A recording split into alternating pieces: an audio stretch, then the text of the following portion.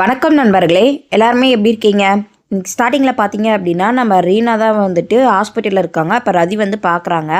இதை பார்த்துட்டு அர்ஜுன் வந்துட்டு ஏதோ பிரச்சனை ஆகிடக்கூடாது அப்படின்னு சொல்லிட்டு ரீனாவை தனியாக கூப்பிட்டு உங்ககிட்ட இந்த மாதிரி பேசணும் அப்படின்றாங்க.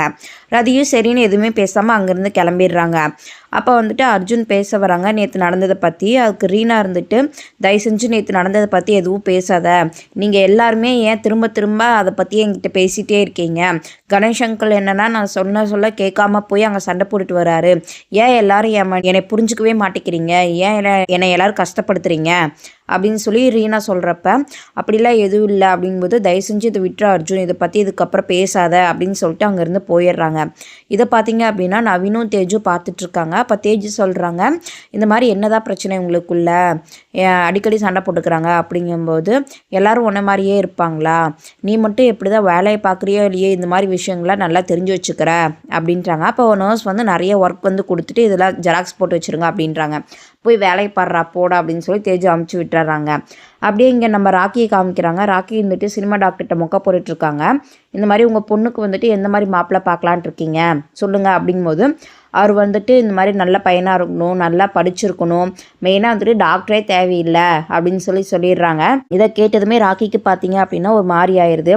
ஏன் சொட்ட முடியாத வச்சுருக்கலாமா அப்படிங்கும்போது, ஏன் மாப்பிள்ளடா நான் என்ன மாதிரி வேணாலும் சொல்லுவேண்டா, ஏன்டா உனக்கு வேலையே இல்லையா, நீ போய் வேலையை பாருடா போடா அப்படின்னு சொல்லிட்டு இங்கேருந்து அமுச்சு விட்டுறாங்க. அப்புறம் புதுசாக ஒரு கேரக்டரை காட்டுறாங்க. அவர் தூங்கிட்டு இருக்கும்போது பார்த்தீங்க அப்படின்னா அவருக்கு வந்து குண்டு வெடிக்கிற மாதிரி புல்லட் சவுண்டு அந்த மாதிரி சவுண்ட்லாம் கேட்குது. திடீர்னு எந்திரிச்சிடுறாரு. அதுக்கப்புறம் மீன் மார்க்கெட்டுக்கு போகிறாரு. பயந்து தான் எல்லா வேலையுமே பார்த்துட்ருக்காரு. மீன் கட் பண்ணுறதுக்கு கூட சின்ன சின்ன சவுண்டு கூட அவருக்கு வந்துட்டு ரொம்ப அதிகமாக கேட்குற மாதிரி இருக்குது. அப்போ வந்து ஒருத்தர் வந்து பேசுகிறாரு, எப்படி இருக்க, மிலிட்ரியில் இருக்கும்போது எப்படி இருந்த, இப்போ என்னடா இப்படி ஆகிட்ட, நல்லா இருக்கேன் அப்படிங்கும்போது பரவாயில்ல நல்லா இருக்கேன் அப்படின்னு சொல்லிடுறாரு.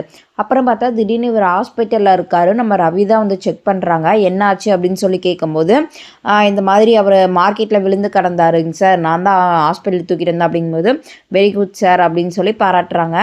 அப்புறம் செக் பண்ணி பார்க்குறாங்க. பார்த்தா அவருக்கு ஃபேஸ் மேக்கர், அதாவது ஹார்ட்டில் வந்து ஃபேஸ் மேக்கர்லாம் வச்சுருக்காங்க. அப்புறம் தழும்பெல்லாம் பார்த்துட்டு ஒரு வேளை ஒரு ரவுடியாக இருப்பாரோ, யார் என்ன ஏதுன்னு விசாரிங்க அப்படின்னு சொல்லிட்டு நர்ஸ்கிட்ட சொல்லிடுறாங்க.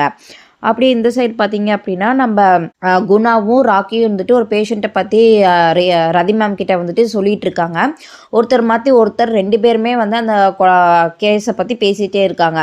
சரி ஃபஸ்ட்டு வாங்க போய் பேஷண்ட்டை பார்த்துட்டு வரலாம் அப்படின்னு சொல்லிட்டு நம்ம ரதியும் போய் பேஷண்ட்டை பார்க்குறாங்க. பார்த்தா ஒரு சின்ன பையன்தான். அப்புறம் விசாரிக்கும் போது வந்துட்டு அந்த பையன் வந்து கொஞ்சம் பயமே இல்லாமல் துருன்னு பேசிகிட்டு இருக்கான். அதுக்கு வந்து அவங்க பேரண்ட்ஸ் சொல்கிறாங்க, எல்லா டாக்டருமே ஒரே பதில் சொன்னனால அவனுக்கு பயமே இல்லாமல் போயிடுச்சு அப்படின்றாங்க. அப்படி தான் இருக்கணும், பயம் இல்லாமல் இருந்தால் தான் எங்களாலேயும் கரெக்டாக ட்ரீட்மெண்ட் கொடுக்க முடியும் அப்படின்னு சொல்லி நம்ம ரதி சொல்கிறாங்க. இப்போ குணா வந்துட்டு கேட்குறாங்க, கேஸ் யாருக்குன்னு நீங்கள் சொல்லவே இல்லையே மேம் அப்படிங்கும்போது, நீங்கள் 2 பேருமே வந்து நல்லபடியாக வந்துட்டு டயக்னோஸ் பண்ணியிருக்கீங்க அப்படின்னு சொல்லும்போது அந்த பையன் வந்துட்டு எனக்கு டாக்டர் செலக்ட் பண்ணிக்கலாமா அப்படின்னு சொல்லி கேட்குறான். அதுக்கு ரதி வந்துட்டு சரி ஓகேப்பா, நீங்களும் உனக்கு பிடிச்ச டாக்டரை செலக்ட் பண்ணிக்கோ அப்படின்னு சொல்லிடுறாங்க.